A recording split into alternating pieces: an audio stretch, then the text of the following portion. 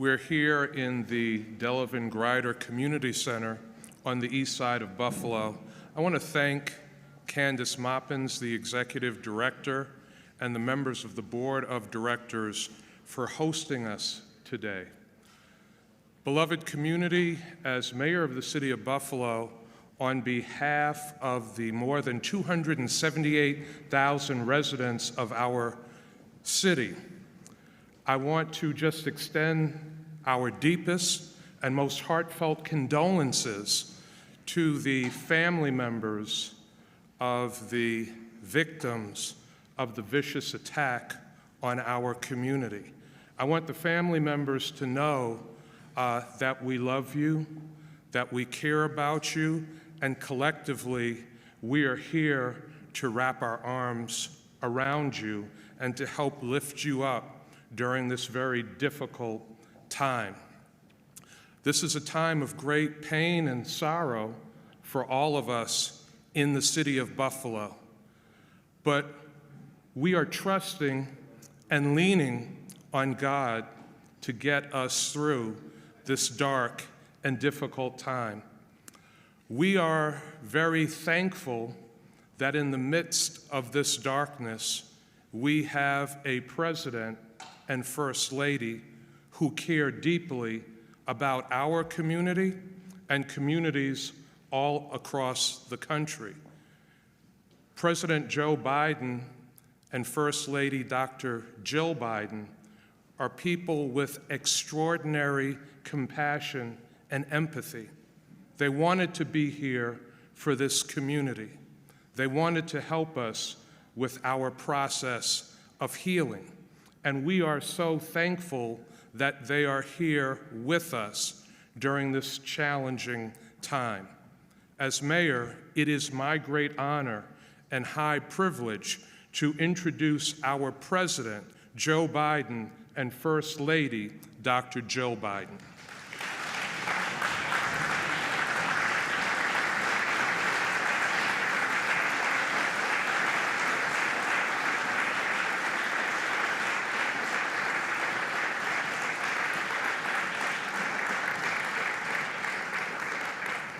Before I begin, Jill would like to say a few words. I just wanted to say thank you to the families for opening up your hearts to us and for letting us be with you today. So God bless you, and thank you for allowing us to be with you. Yeah.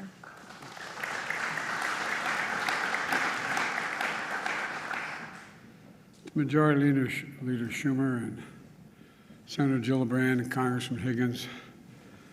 And Gov, thank you for taking my call when I called. And I'll never forget what she said. I said, I'd like to maybe come up if it's okay. She said, this is a big Scranton. Come.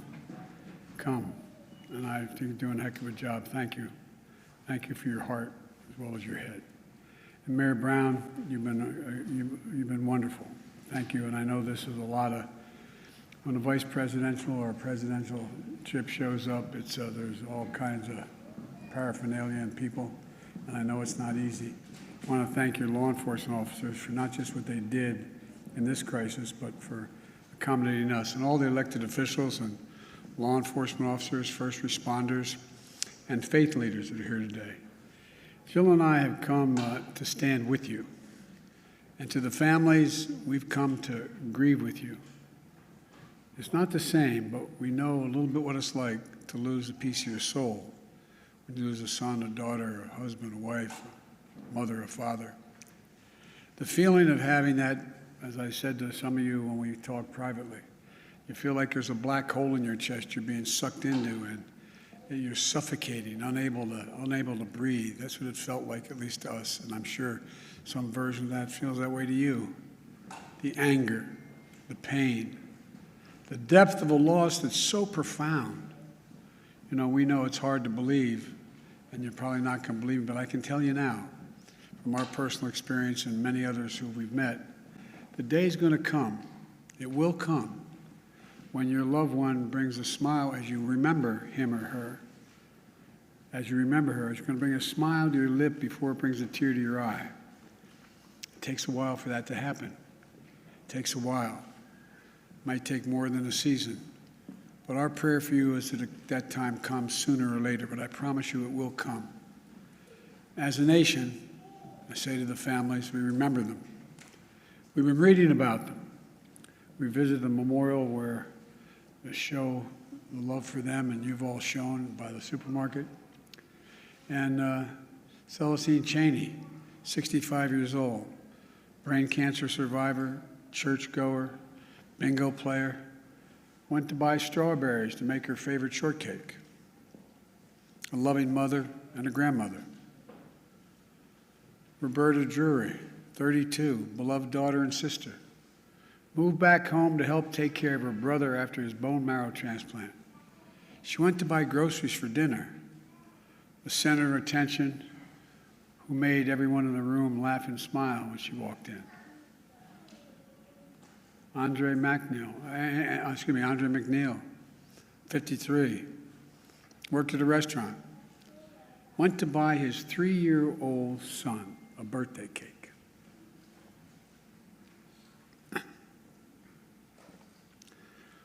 His son's selling a birthday. Ask him, where's daddy? Catherine Massey, 72, a writer and an advocate, who dressed up in costumes at schools and cut the grass in the park and helped in local elections, the glue of the family and the community.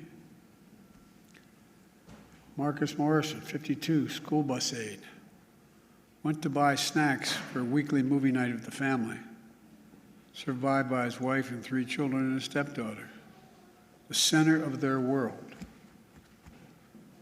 Hayward Patterson, 67, father, church deacon, fed the homeless at the soup kitchen, gave rides at the grocery store to neighbors who needed help, putting food in the trunk of others when he took his final breath. Aaron Salter, 55, retired Buffalo police officer for 3 decades. 3 decades. Loved electric cars. Hero who gave his life to save others on a Saturday afternoon. And had that man not been wearing that vest that he purchased, bulletproof vest, a lot of lives would have been saved. A beloved father and husband. Geraldine Talley, 62, expert banker and known for her warm, gentle personality, a friend to everybody, devoted mother and grandmother. Ruth Whitfield, 88, beloved wife, mother, grandmother, great-grandmother, sang in the church choir, a caretaker of her husband, bringing him clean clothes, cutting his hair, holding his hand every day she visited him in the nursing home. Heart as big as her head. Pearl Young, 77, a mother, grandmother, missionary of God, public school teacher, who also ran the local food pantry. Loved singing, dancing, and her family. And all 3 are injured. Zaire Goodman, 20, shot in the neck, but fighting through it. Jennifer Warrington, 50, Christopher Braden, 55, both treated with injuries on a long road to recovery. Individual lives of love, service, and community that speaks to the bigger story of who we are as Americans. A great nation, because we're good people. Jill and I bring you this message from deep in our nation's soul. In America, evil will not win, I promise you. Hate will not prevail, and white supremacy will not have the last word. For the evil did come to Buffalo. It's come to all too many places. Manifesting gunmen who massacred innocent people in the name of hateful and perverse ideology, rooted in fear and racism. It's taken so much. 10 lives cut short in a grocery store. 3 other wounded by a hate-filled individual who had driven 200 miles from Binghamton in that range to carry out a murderous, racist rampage that he would live stream to the world. What happened here is simple and straightforward: terrorism. Terrorism. Domestic terrorism. Violence inflicted in the service of hate and the vicious thirst for power that defines one group of people being inherently inferior to any other group. A hate that through the media and politics, the internet, has radicalized, angry, alienated, lost, and isolated individuals into falsely believing that they will be replaced, that's the word, replaced, by the other, by people who don't look like them, and who are therefore in a perverse ideology that they possess and being fed lesser beings. I and all of you reject the lie. I call on all Americans to reject the lie. And I condemn those who spread the lie for power, political gain, and for profit. That's what it is. We've now seen too many times the deadly and destructive violence this ideology unleashes. We heard the chants, "You will not replace us," in Charlottesville, Virginia. I wasn't going to run, as the senator knows, again for president. But when I saw those people coming out of the woods of the fields in Virginia, in Charlottesville, carrying torches, shouting, "You will not replace us," accompanied by white supremacists and carrying Nazi banners, that's when I said, no. And I, honest to God, those who know me, Chuck, you know I wasn't going to run for certain. But I was going to be darned if I was going to let anyway. I'm going to get going.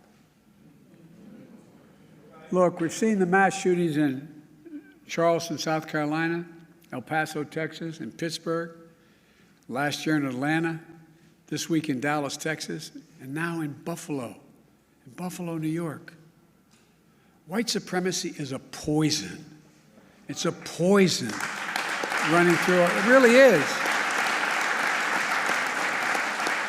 Running through our body politic. And it's been allowed to fester and grow right in front of our eyes. No more. I mean, no more. We need to say as clearly and forcefully as we can that the ideology of white supremacy has no place in America. None.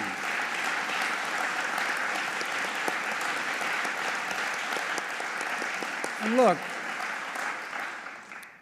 failure for us to not say that, failure in saying that, is going to be complicity. Silence is complicity.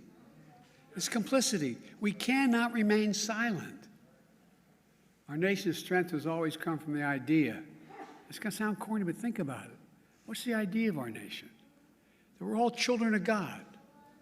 All life, liberty, our universal goods, gifts of God. We didn't get it from a government. We got it because we exist. We're called upon to defend them. The venom of the haters and their weapons of war, the violence and the words and deeds that stalk our streets, our stores, our schools. This venom, this violence cannot be the story of our time. We cannot allow that to happen. Look, I'm not naive. I know tragedy will come again. It cannot be forever overcome. It cannot be fully understood either. But there are certain things we can do. We can keep assault weapons off our streets. We've done it before. I did it when we passed the crime bill last time, and violence went down, shootings went down. You can't prevent people from being radicalized to violence, but we can address the relentless exploitation of the internet to recruit and mobilize terrorism. We just need to have the courage to do that, to stand up. Look, the American experiment in democracy is in a danger like it hasn't been in my lifetime. It's in danger this hour. Hate and fear are being given too much oxygen by those who pretend to love America. but who don't understand America. To confront the ideology of hate requires caring about all people, not making distinctions. Reverend, the scripture is seeing that we're all part of the divine. Love thy neighbor as thyself. That's the America I know, that Jill knows. And most deserve the most, look, we're the most multiracial, most dynamic nation in the history of the world. Now's the time for the people of all races, from every background, to speak up as a majority in America and reject white supremacy. These actions we've seen in these hate-filled attacks represent the views of a hate-filled minority. We can't allow them to distort America, the real America. We can't allow them to destroy the soul of the nation. As President of the United States, I travel the world all the time. And other nations ask me, heads of state in other countries, ask me, what's going on? What in God's name happened on January 6th? What happened in Buffalo? What happened? They'll ask. We have to refuse to live in a country where black people going about a weekly grocery shopping can be gunned down by weapons of war deployed in a racist cause. We have to refuse to live in a country where fear and lies are packaged for power and for profit. We must all enlist in this great cause of America. This is work that requires all of us, presidents, politicians, commentators, citizens. None of us can stay in the sidelines. We have to resolve that here in Buffalo, that from the tragedy, this tragedy will come hope and light and life. It has to. And that on our watch, the sacred cause of America will never bow, never break, never bend. And the American we love, the one we love, will endure. So to the families, from your pain, may we find purpose to live life worthy of the loved ones you lost. From a hymn based on the 91st Psalm that's sung in my church, may he raise you up on eagle's wings and bear you on the breath of dawn, make you to shine like the sun, and hold you in the palm of his hand. That's my wish for us. We can do this if we resolve to do it. If we take on the haters and those who don't even care, it's just about profit and politics. May the soul of the fallen rest in peace and rise in glory. And may God guide the United States of America, now and always. To the families, as my grandpop used to say when I walked out of his home in Scranton, he'd say, "Joey, spread the faith." And my grandma would yell, "No, Joey." He'd say, "Keep the faith." And my grandma would say, "No, Joey, spread the faith." We're thinking of you. Hold on to each other tightly. Stick together. You'll get through this. And we'll make Buffalo and the United States a better place to live than it is today.